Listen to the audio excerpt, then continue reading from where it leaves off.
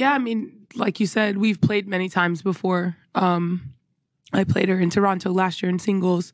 We've played probably before that, you know, most recently in the semifinals of Wimbledon in doubles. And no, there's never been any history. I mean, I don't know how she feels about me, but there's no, beef on my side. She told me that I have no education, no class, and to see what happens if we play each other outside of the U.S. And I said, I'm excited, bring it. I'm never been the one to back down from anything like that, but I just thought that it was really interesting.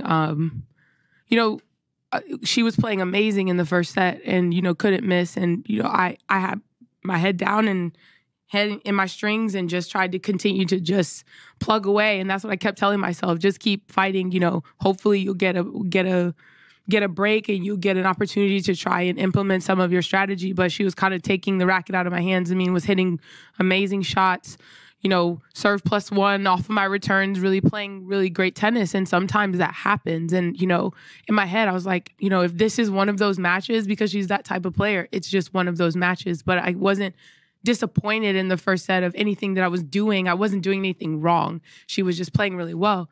And then when the tables turned, it all of a sudden became an issue. So I chalked that up to competition. I chalk it up to, being upset and, she pulled out all the stops to try and break the momentum. And, sometimes people do that, but it is what it is. Still is no beef, but again, like you guys saw, I didn't back down because you're not going to insult me, especially after I carried myself a certain type of way with nothing but respect. And if I show respect to you, I expect respect as well. And that's just the fact of the matter. And I think that that's tennis, right? No matter what's going on, it's me versus you. But at the end of the day, we have to respect each other and respect what happens out on the court. It's competition. So, it was unfortunate, but, it's something I could put on my TikTok. It's sports. Like, I feel like people have gotten a little bit soft. I'm not going to lie. Like, it's sports. Like, people talk trash. People say things, whatever. People get mad. Like, everyone has a right to feel how they feel. The problem is like, don't push your expectations on me.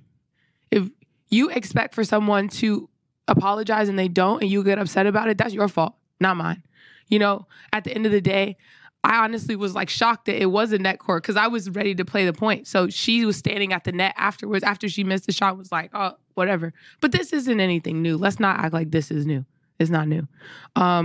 People know that this is the MO. And so, like I said, all the stops were pulled out.